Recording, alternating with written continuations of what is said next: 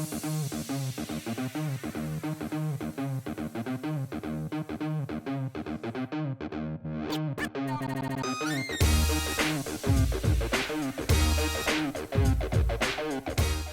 this is Marc, Katz, dating coach for smart, strong, successful women and your personal trainer for love. Welcoming you back to the Love You podcast, where you can learn everything you need to know about dating, relationships, sex, and men from a man's point of view. And today, we are talking about when your family doesn't approve of your partner. I will begin by way of anecdote. And I should always be careful when I say this, but, I gotta say, I'm pretty sure my wife's family doesn't approve of me. And I'm sorry if you're watching. I know sometimes you guys watch my stuff. But the truth is, I'm not positive that my wife's family approves of me, which is unfortunate. And I can't do anything about it except to be the best husband and father that I can and give their daughter a great life and provide for her and the kids and make them happy. It's one of the things that you learn by being sort of public on the internet. You could do the best that you can, but you can't please all the people all the time. And especially when it comes to deep-seated beliefs. Right? So if I've ever said something that rubbed you the wrong way, it's because, my observations don't square with your deep-seated beliefs and you feel attacked by me for my beliefs. The same thing happens in familial relationships. My wife and I are different. We come from very different backgrounds. I'm East Coast secular Jewish culture. Discovered I was an atheist when I went to college. Ivy League-ish ambitions. That's what I come from. My wife comes from middle class Catholic, conservative San Diego, Navy, Irish Catholic drinking culture,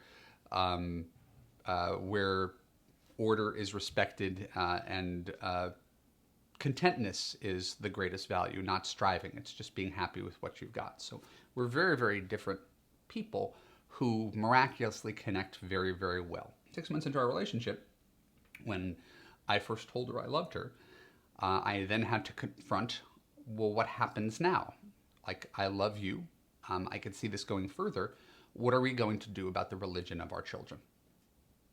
And I tried to explain to her, and she was able to accept this explanation, that although I don't believe in anything, my ethnic heritage as a Jewish guy is important to me. It's something I want to keep. It's something I want to pass along to my children. I'm not going to let my religion die, even though it's the world's smallest major religion. I'm not going to let it disappear due to apathy, regardless of whether it's tied up in religion. And I know there's some people who feel that this is wrong and this is hypocritical and how could you be Jewish without believing in anything?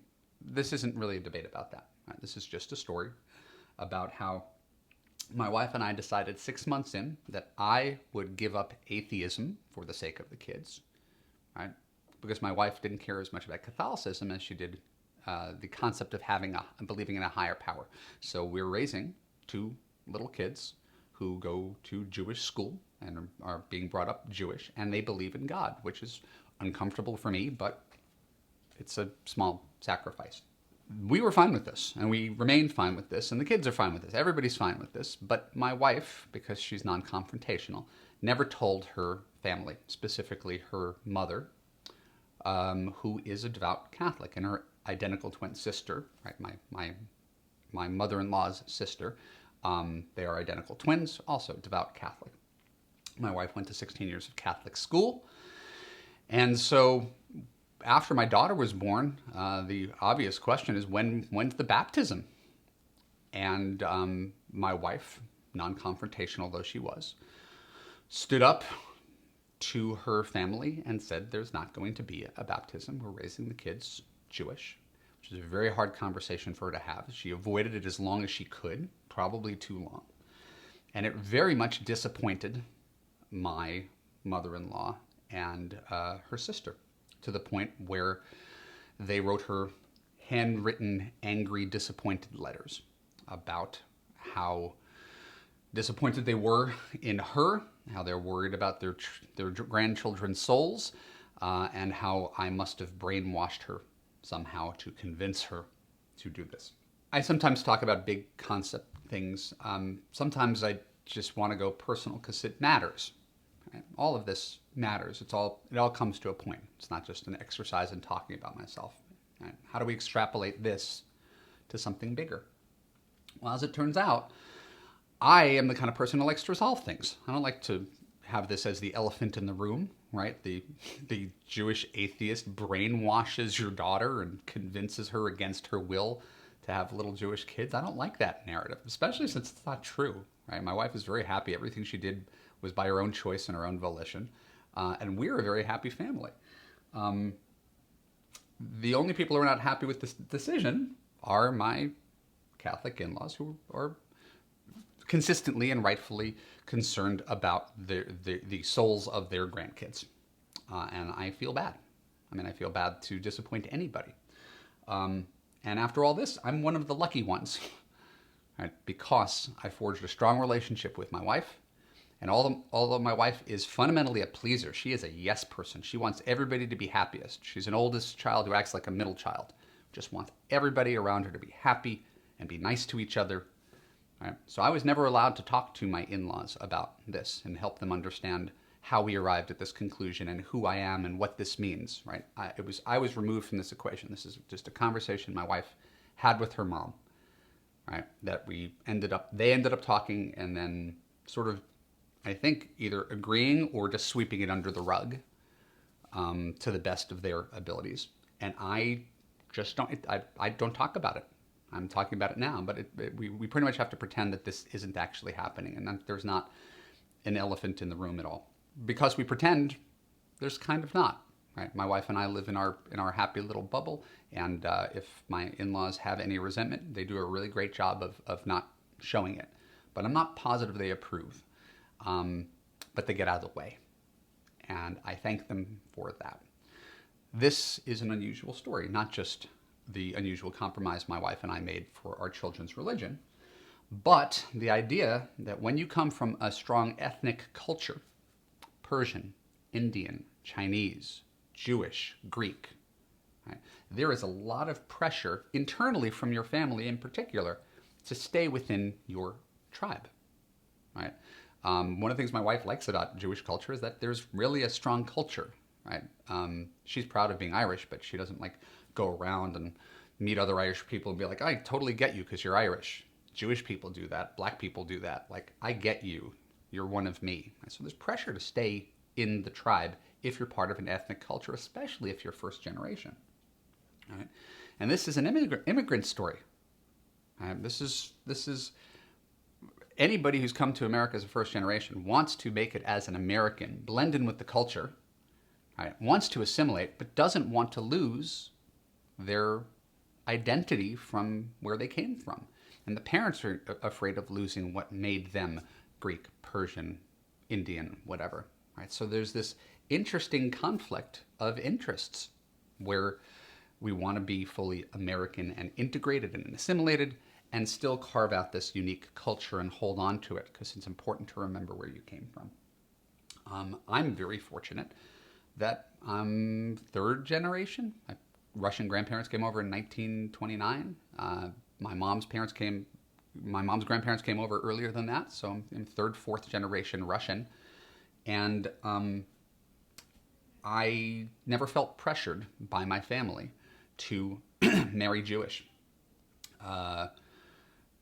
Even though it's very, very common in my community because it's such a small community. And 1.7% of Americans are Jewish, right? 1.7%. Right? Everybody thinks America is just filled with Jewish people, 1.7%. Go to Wikipedia, you'll see. Jews recognize, and again, I'm just using it as a starting point, you could talk about any ethnicity, that there is, if you're part of a small ethnic culture, there's lots of temptation and opportunity to marry outside your religion. And you have a choice. Stay within my 1.7%, whether you're Jewish or Muslim or Indian or from a certain province of China, or expand to the 98% of people who are not that way. And that's why Jews, right, marry outside their religion at a 58% rate. because the fact is, even if you want to stay in, it's hard. There's just not as many people around. Right? And I'm using myself as the poster boy for this. I remember I dated a Filipina girl here in LA, and she was wonderful. And we had a tempestuous relationship, but I really, really loved her. And her family was very different than mine, Filipino immigrants, but they were a loving family, lots of karaoke, fun. But after we broke up, I was like, I'm never doing that again. And you can go Google. I wrote a story for the Jewish Journal here in Los Angeles about how it was 2003, 4, and how I was only going to marry someone Jewish. Right? The overcorrection. Well, the last one didn't work, so this time I'm going to stay inside the tribe. Right? It's just easier when someone understands you. It's not true. Right? We think it's true. We think it's the shortcut. Oh, if I marry someone who's just like me, they're going to get me. And that's a categorical error. Yes, there's, it's one less thing to worry about, but there's no guarantee of a successful relationship. I already outed myself as a public hypocrite who said he would never marry outside his religion, and I married outside my own religion. Right? I can show you the article. But lots of women marry Jewish guys who are like me, right? Or date Jewish guys who are like me, who claim to be secular, say they don't care, right? And then when it comes down to it, when it comes time to propose, suddenly they care. Or they care because their parents care. Because their parents are Holocaust survivors, or their grandparents are Holocaust survivors, and how dare you X, Y, Z. So everything is benign, everything is cool, right? And then when push comes to shove, the Jewish guy says, you know what, you're going to have to convert. Something he never mentioned for the first 2 years they were dating. And that is something that rightfully turns people off about Jewish guys, right? Is that their religion really doesn't matter until it does. This first half of the podcast, right, I'm telling my story of not feeling accepted and the complexities of familial pressure. My mom was always like, and again, forgive me for being gauche for saying it like this, but mom was like, you could bring home a black man, I'd be fine with it. Right? Like that's what I was given, is we want you to be happy. Who you're happy with is immaterial, right? But are you happy? And I think that's the best way of parenting. It's putting your child's happiness first. He says, as a parent of a 4-year-old and a 5-year-old who doesn't know anything about parenting, right? But are you happy? Ultimately, does your partner treat you well? And it doesn't really matter what color, race, etc. I can't help but to acknowledge that attitude is atypical. And the reason I'm doing this podcast, and what we're going to get in the second half of this podcast, is talk about what happens when you don't come from that background. When your parents use every trick in the book to try to force you into marrying someone who looks like you, sounds like you, comes from your background, fits into your culture effortlessly, and they use guilt and money and power and all these levers to try to manipulate your relationship so that you end up with someone that they approve, sort of regardless of whether you approve. And to me, that is very unhealthy. And there is a specific way of dealing with that. That is, let's just say I have had many clients who've been forced to deal with that, and I've had to give them a good talking to. So in the second half of this podcast, I'm going to tell you a few stories about some pushy ethnic families and explain to you why, if you want to be happy, you have to learn how to stand up to your parents. This is the Love U Podcast. My name is Marc Katz, and we will be right back.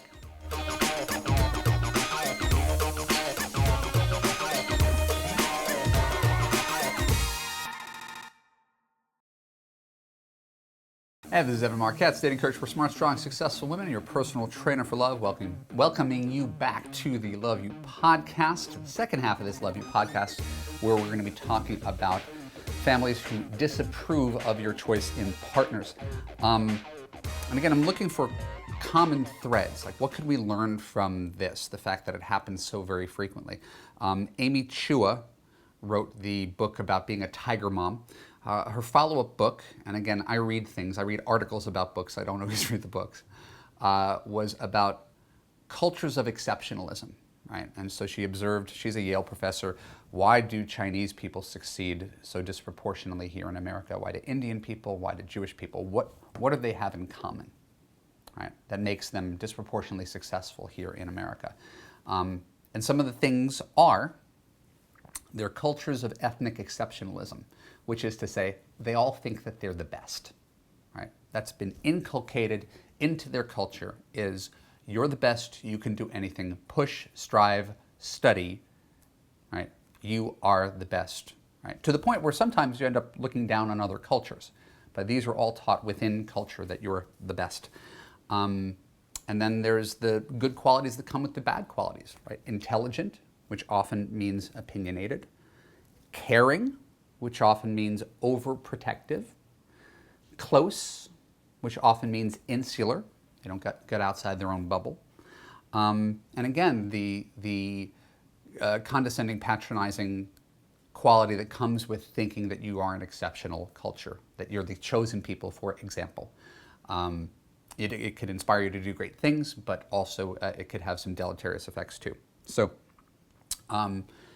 if these are cultures that are proud of themselves, want to stay within culture, think it's easier, don't necessarily approve of outsiders, have assimilated but not totally assimilated. And again, I think it's actually worse. I talked about 58% of Jews intermarrying.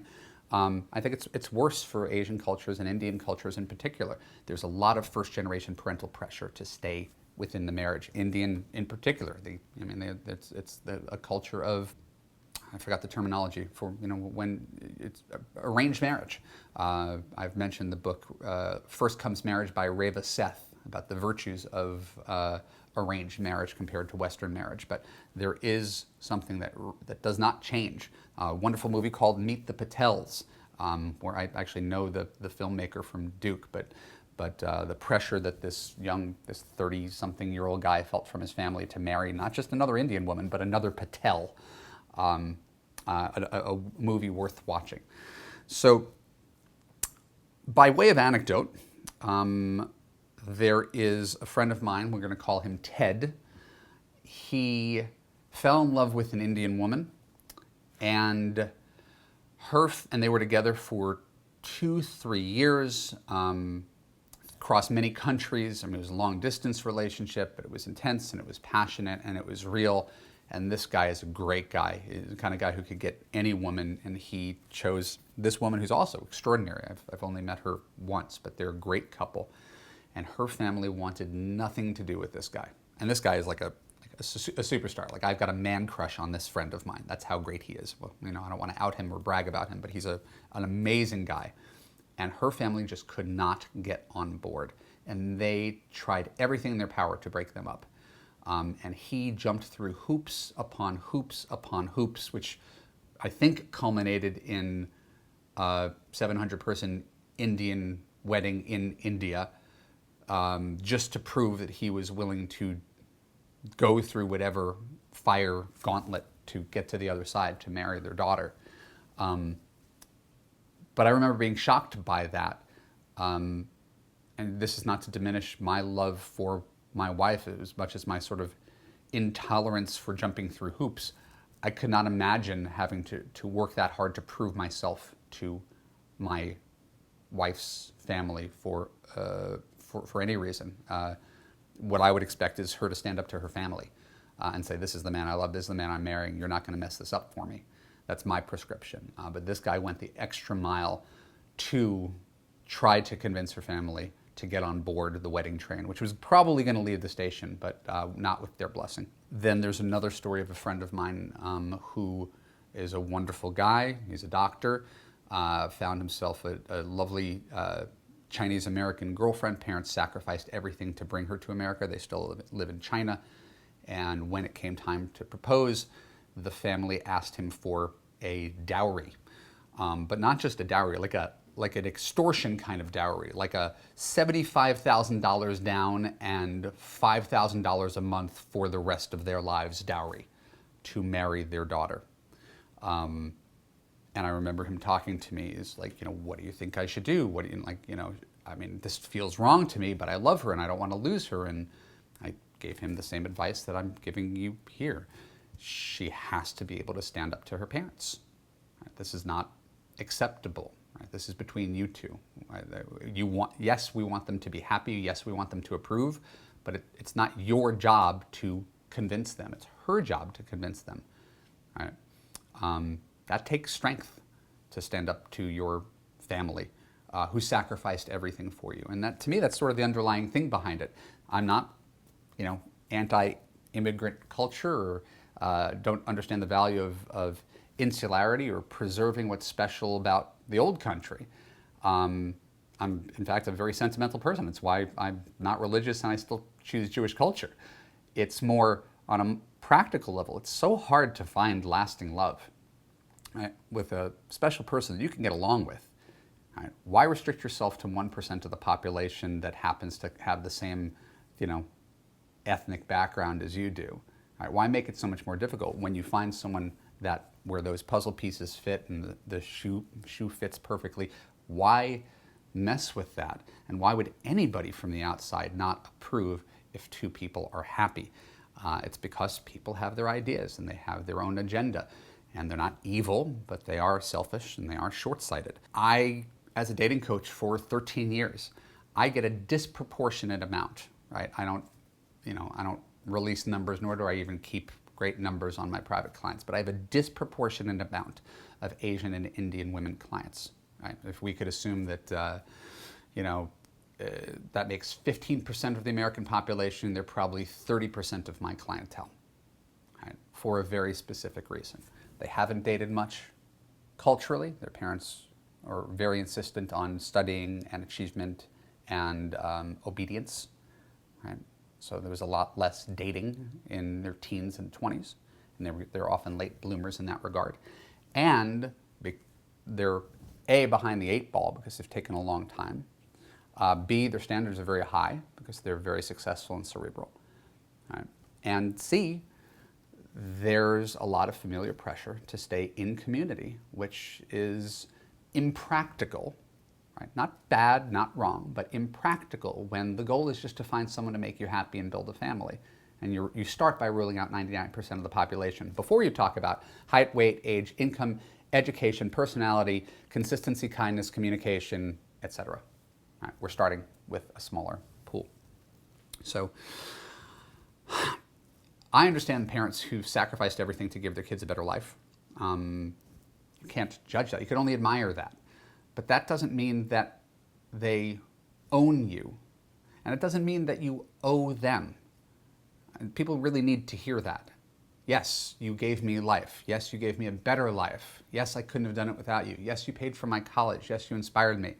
And you inspired me to be able to make my own healthy choices, not to be dependent upon you, right? You raised me to be an adult. I'm making an adult choice. This is what I wanted to do with my life. I'm sorry if you don't approve of it.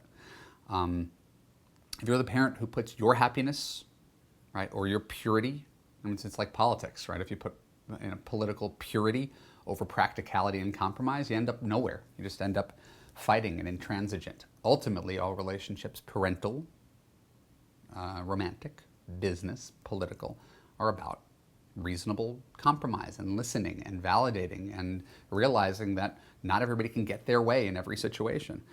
So if you are that young woman, or even not so young woman, who still feels the pressure of your very controlling paternalistic parents, you are the architect of your own life. Right? There's nobody else. Your parents might have set it into motion. They might have boosted you along the way, but ultimately you are the boss. You are the architect of your own life. You're the one who has to live daily with your choices. Right? You're the one who has to go to sleep at night in your head, lying next to someone that you better really love. Right? And the feeling of love and feeling safe, heard, and understood is so much more important than the color of his skin or what he thinks about how we got here or where we go when we die. So much more important. Lots of people stay within their religion or culture and get divorced. That in and of itself is not going to save anything. Kindness, consistency, communication, compromise, all that kind of stuff, the boring stuff that I talk about and love you, that's the special sauce. Right? So this is a thing that we could all compromise on. My wife and I are a good example. If you're extreme, I mean, if your ethnicity is your world, if your church is your world, that's fine. Just be conscious of the fact that you're cutting off a lot of decent people. Right? It's not that it's wrong to say, it just makes your search that much harder than everybody else who's like, I could date anybody of any race, any ethnicity, any religion, any belief, because I'm non-judgmental.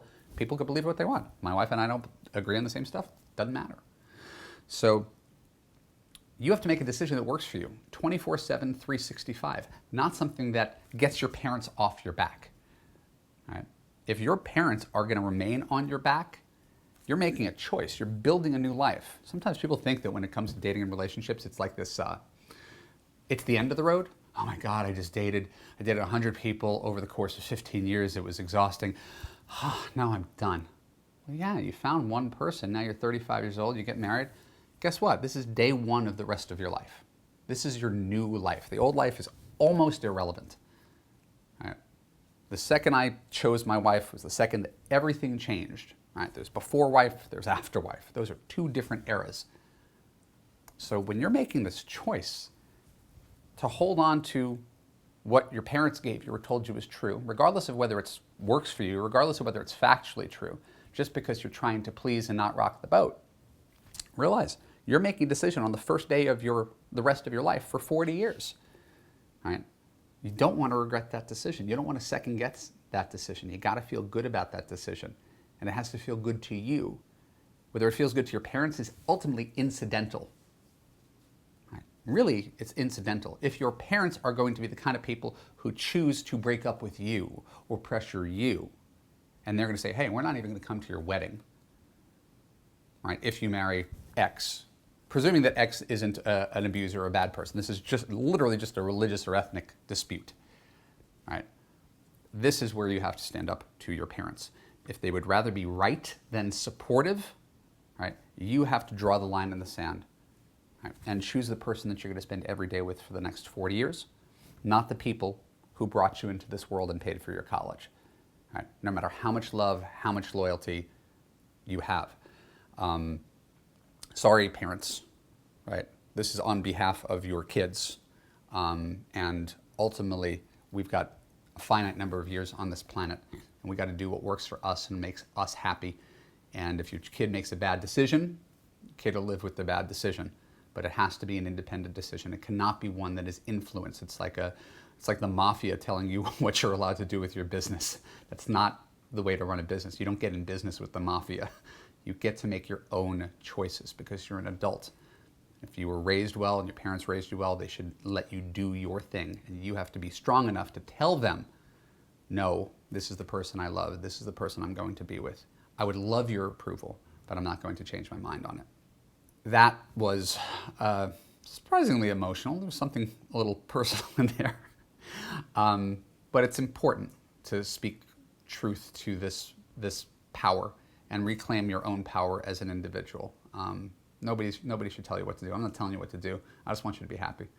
My name is Marc Katz. This is Love You Podcast. If you enjoy this podcast, please click on the subscribe button that you see on this page. Share this with your friends who need it. Next week, I'm going to be talking about ghosting, the concept of why men disappear. You definitely want to tune into that. If you subscribe, you'll definitely be able to see it. But this podcast comes out on Wednesdays. You can see it on my blog. You can follow me on Twitter. You can follow me on Facebook. You can sign up for my mailing list where I give you tons of free dating and relationship advice until you drop at www.evanmarckatz.com. All the links are below the YouTube video if you're watching this on YouTube. And most of all, I just want to thank you. Thank you for listening to me rant and rave. I hope it's educational and entertaining. And I very much look forward to seeing you again next week.